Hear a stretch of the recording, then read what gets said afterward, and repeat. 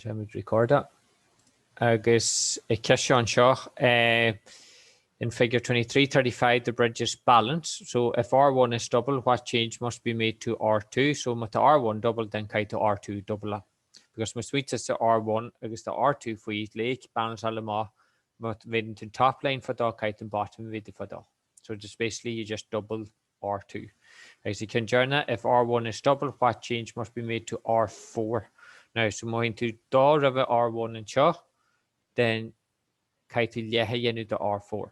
So you half R4. And that's basically it to balance the bridge. Rusho, okay, listen, we? Yeah. Yeah, okay.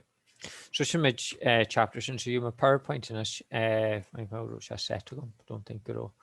So just do my PowerPoint. I go add the share screen. Share, I guess I make desktop. PowerPoint Skillick, I guess chapter 24.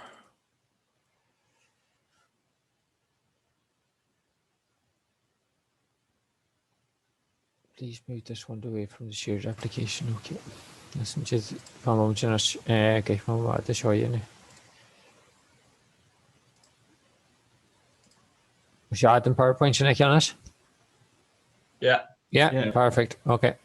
So touch me off here. Do we the heating effect of Mercury barely and a chapter in the text lower. So the heating effect of electric current has countless everyday applications, such as in electric heaters, cookers, hairdryers, kettles, etc. So the amount of heat produced by an electric current depends on the size of the current I, the resistance R of the conductor through which it flows, and the time t for which it flows. And this can easily be demonstrated in the laboratory. So Shaw set up at Dlí Joule's law. I guess it reached set up here in the Dlí Joule's law to verify Joule's law say. But it reached just to show the heating effect. So it reached brancha temperature going to the beginning temperature free just rang a constant, hence we use a variable resistor. Now it reached make it as in rheostat and show, which is a variable resistor. Rud the Harlan the Hermidini Gala Kuart, touching the strong heart and shaw, she's free to coil it chooses back a G shaw. Now it reached can you get the image in experiment or the heating effects of a metallic conductor. So rud the Harlan the atom the frettier change as suas the remerichain and shrang. So reach lashina honya tarisha, we want to keep the resistance constant. So therefore the variable resistor going. So can you make buggy shaw? We reduce the resistance to keep the resistance constant. At least an amp flow for each, so to make the current breaker voltage the golf each circuit, and therefore to make the heating effect. So these change that. So these to show the heating effect is Zachary and Charlie Muratessiliraj, like the through striper region corner if a couple of bombache, I guess then note then add a chart at a thermometer, and therefore we can see that it has a heating effect. So just simple battery Colgagy circuit chases the coil, and therefore adding a chart at a thermometer. Now the amount of heat produced by an electric current depends on the current, the resistance, and the time for which the current flows. So Brian Charles 3 rod. So Brian Charles Frittiert image is through the golf for each. So ten Frittiert and shock you can smart 100 and shaw. Then through the golf for each. So test can change through the golf for each. Agus fast the image ama image circuit circuit golf. Okay. Now, so Kane fire Arian carrying through lecture and metal char. So why does it produce heat? Okay. So it is the reamer wogan na electron treat the metal and boiling shedly adu phosphate and metal. So fixed atoms into metal they collide. So nura boiling electron le adu kahin she ma funny. So yen and funny show and adu a creak, so it makes it vibrate. I guess they say funny in vena. No chas and funny crehul in that. So this is where the heat comes from. It's because of the vibrational energy from the atoms when they collide with electrons. You see down there, so it is the hookland is just batteries and circuit to the electrons of flow for each metal conductor. I guess in this is unique boilu collide the atoms at a metal conductor and then they make them vibrate. And therefore, because there's a vibration, therefore we have energy. Agus this energy is converted into heat energy. Okay?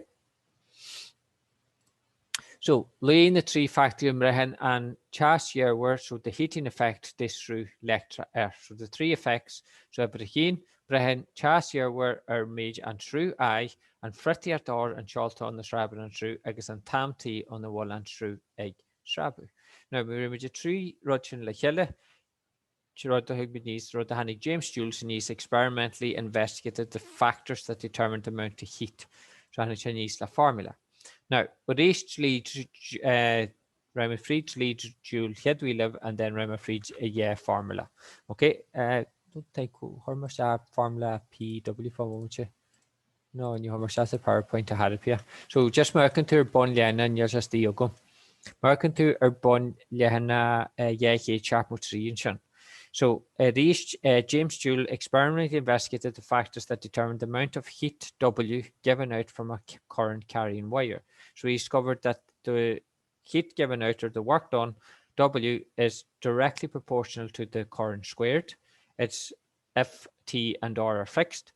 That the work carried out or energy is directly proportional to the resistance, F, I, and T are fixed, and that W is directly proportional to the time, if I and R are fixed. So it follows that W is directly proportional to I squared RT, and therefore you will formula W equals I squared RT, where K is a constant and thus our unit constant proportionality K is 1. So it is chapter 3. So just formula a double shama la emit fonu chaseton ag breher shrew fretiart agus anam T. Agus it is chinaniki Joule's law nis. Now, so make it as a Joule's law, being an rete or in gentar chas, so the rate in which heat is produced. Okay. En shalter a go rear gira le carnog and sruhe. It's directly proportional to the square of the current. Add is a 10 fretier tasa, as long as you keep the resistance constant. Because you need to teach if it is in the circuit diagram, the rheostat going to do go majad and fretier to honyalch tarasha. So i.e. to P sin a cuat a go rear gira lish and shrew kernihe. Okay, agus by experimental general Joule's law lash in the chruhu. Agus re short Joule's law experiment.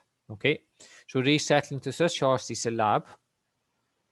Settling to the equipment shorts is a lab. So reaching you lot a calorimeter la coilon is cangles SKG battery rheostat agus ammeter agus reach the thermometer ogad agus the timer ogad and sin pasta. So current to glass current as a current region to lock and shaw, tashin to am, agus reach locking to jimage at a she egg chew. Locking to an am is true, agus and fretty at the lake.